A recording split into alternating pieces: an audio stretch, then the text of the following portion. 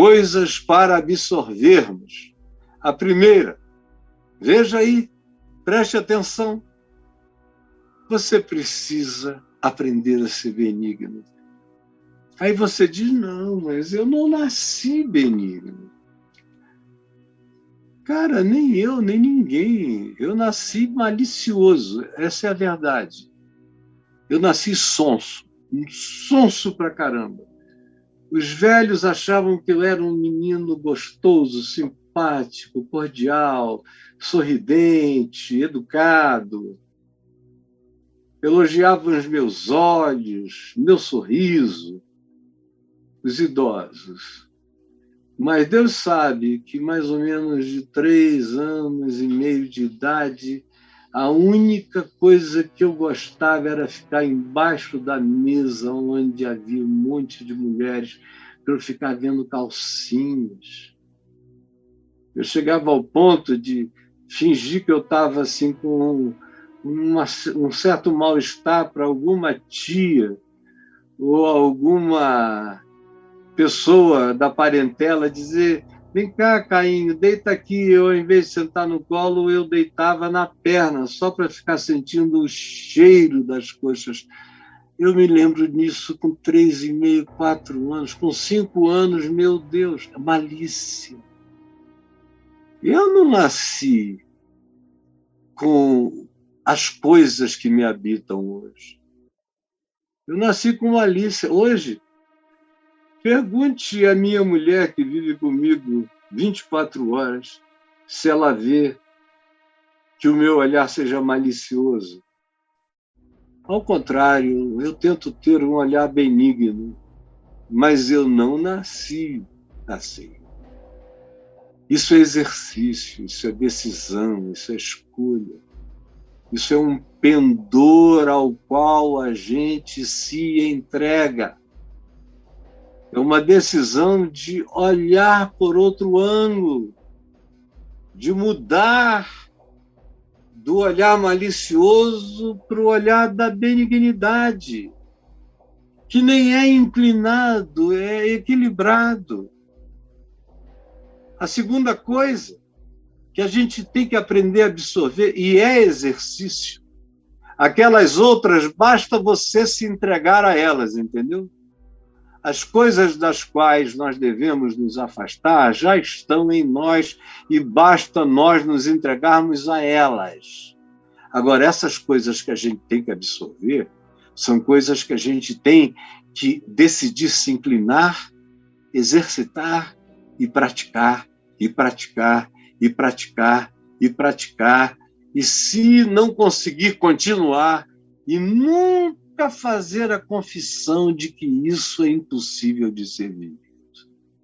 Porque quem diz isso quer um pretexto de impotência para não crescer e morrer feio espiritualmente. Compassivo é a segunda coisa. Essa capacidade de se compadecer, de ter compaixão, de se solidarizar, se empatizar com a dor do outro, com a fraqueza do outro, com o tempo do outro, com o atraso do outro, com a lerdeza do outro, ou com ainda a estupidez do outro. Se não houver compaixão para você lidar com a ignorância do outro, a ignorância não deliberada, a ignorância genuinamente ignorante, que não tem gnoses, que não aprendeu. Se você não for compassivo, você não vai lidar com a existência, você vai se tornar um como os outros. A compassividade é que diferencia você e vai maturando e vai transformando a escolha da benignidade em privilégio de si. A benignidade é uma escolha, a compassividade é uma prática. E é essa prática da compassividade que vai produzindo a alegria do exercício da paixão solidária, da empatia. Aí veio uma terceira coisa, a ser absorvida, assimilada. É que quando você chega nesse nível da compassividade, você entra também na dimensão onde perdoar começa a ser uma coisa natural. Perdão só é uma dificuldade brutal para aquele cara que está lá na amargura, na cólera, na gritaria, na raiva, na ira, na malícia. Para esse, perdão é impossível. O recurso, essa matéria-prima da graça e do amor de Deus, não habita esse indivíduo. Por isso, perdoar para ele é uma dificuldade. Eu vejo tanta gente querida, mas que tem uma dificuldade brutal para perdoar. Porque eles só conseguem se relacionar com quem concorda com eles. A gente começa a virar gente quando a gente aprende a se relacionar com quem discorda de nós. É por isso que é preciso ser benigno. Não é necessário ser benigno para quem me trata com bondade extremosa. Não é preciso exercer compaixão para aquele que é toda reciprocidade em relação a você. E nem se precisa perdoar aquele que concorda comigo em tudo que eu digo. Até os pagãos fazem isso, Jesus disse. Mas quando você entra na absorção dessas realidades, é como quem decidiu comer a carne de Cristo, se alimentar do pão da vida, comer o maná da eternidade e ter isso como privilégio. Aí, perdoar se transforma numa delícia de graça. Chega a um ponto que você não consegue nem ter tempo de não perdoar. Perdoar se transforma numa resposta instantânea. Você pode continuar triste, você pode continuar lamentoso, você pode continuar até deprimido por ter assistido aquilo, por ter visto e tido aquela frustração. Agora, você não precisa perdoar, já está perdoado. É só um processo emocional de assimilação, mas não tem nada que já não esteja coberto pelo perdão. Alcança isso quem se inclinou e se tornou servo dessa justiça que excede a dos escribas e fariseus, que só praticavam o que estava escrito. A justiça do Evangelho é essa, aonde a misericórdia triunfa sobre o juízo e o perdão é o maior privilégio de um ser humano. É perdoar, mais do que ser perdoado. Aí vem uma quarta realidade nessa sequência de coisas que precisam ser absorvidas. É quando a gente chega nesse nível, benignidade, compaixão, aí você vai crescendo nesses exercícios todos e se desenvolvendo, se tornando perdoador e tendo isso como privilégio natural do amor de Deus em você, você se torna um reflexo, um espelho de Deus no mundo. Esse é o objetivo do Evangelho. Não é que você seja um frequentador de igreja, o maior doador de dinheiro da terra, o cara que lê a Bíblia 4 vezes no ano. Não. O objetivo do Evangelho é construir esse ser humano que eu estou tentando esculpir diante dos seus olhos. E que seja um reflexo. Quem olhe para você, veja Cristo em você. Cristo com a sua cara, da sua altura, seu tamanho, sua idade, suas rugas, mas Cristo. Aí você diz, isso é impossível? É claro que não é. É claro que não é. Eu fui abraçado a minha vida inteira, durante 25 anos, como se as pessoas abraçassem a Cristo ou a um anjo.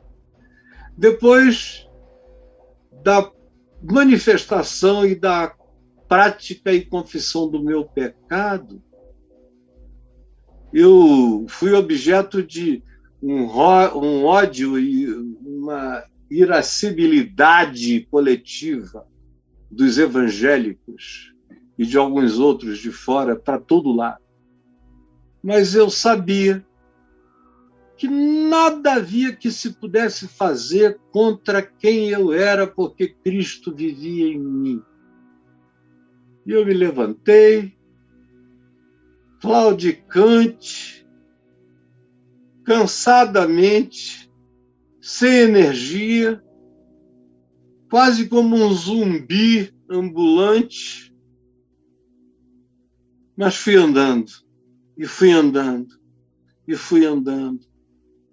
E depois, logo depois, e fui confessando, e fui pregando, e fui agindo, e fui acolhendo, e fui dando fruto, e fui ensinando, e fui praticando, e repetindo, e repetindo, e repetindo, e ensinando, até que, de repente, eu comecei a sentir que Deus estava sendo outra vez abraçado em mim, que Jesus estava sendo outra vez abraçado em mim, e que as pessoas estavam colocando a cabeça no meu peito como quem deitava no travesseiro de Deus.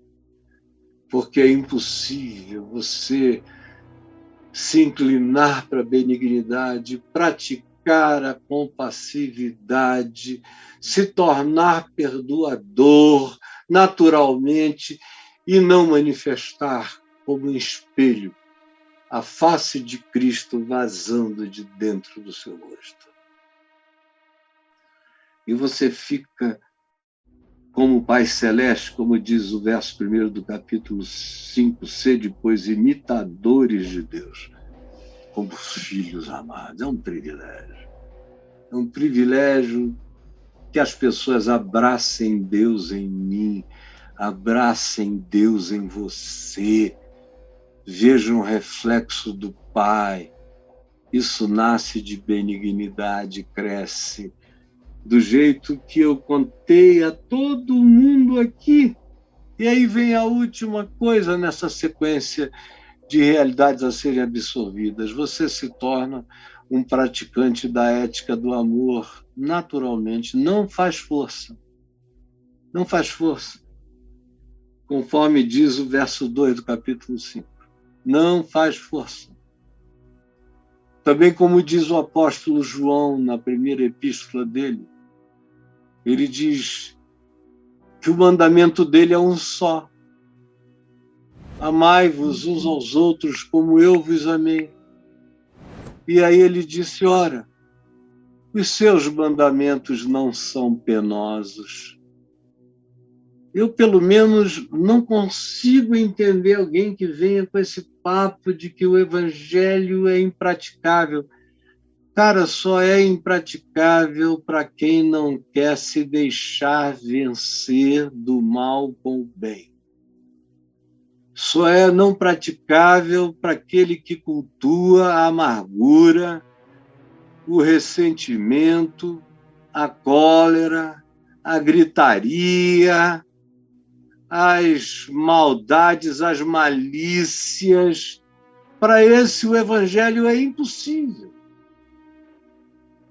Você já pratica magia negra vivendo assim. Você já pratica feitiçaria existencial. Só para quem se converte fica convencido de que só o amor produz vida, que as outras manifestações são apenas de existência, no máximo funcional. Mas vida, não é apenas funcionalidade mecânica e sistêmica na sociedade. Vida é o que é construído em nós pelas obras do amor.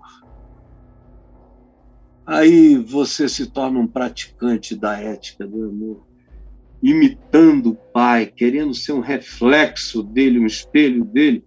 Você anda em amor, naturalmente, como também Cristo nos amou. A gente, querendo ser um reflexo dele, começa a andar como ele. E a encarnar o Evangelho não como mandamentos que eu memorizei, mas como tendências que foram instiladas em mim como prioridades do meu ser, absorvidas como éticas da prática do amor. Como também Cristo vos amou. Essa é a referência, o Evangelho, é Cristo. E se entregou, porque não existe amor sem entrega. Amor que não tem renúncia, que não tem entrega, que não sabe se recolher, que não sabe conceder, que não sabe entender o atraso do outro ainda. Não é amor. O amor tem essa capacidade de se entregar. Não para uma escravidão, para ser codependente da doença do outro, mas é um entregar-se livre, soberano e redentivo para com o ser daquele que você olha e tem a pulsão do socorro.